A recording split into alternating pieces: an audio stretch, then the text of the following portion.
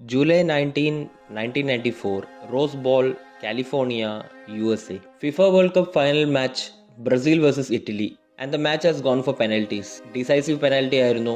എല്ലാവരും പറഞ്ഞു മിസ് ചെയ്യുമെന്ന്. And it got missed. Brazil ജയിച്ചു.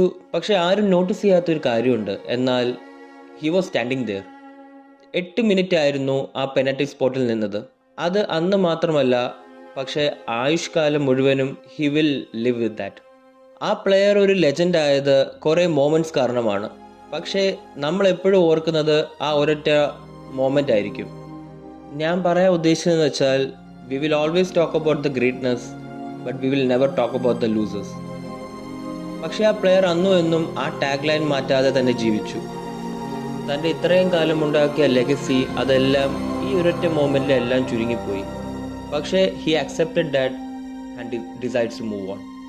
And that's how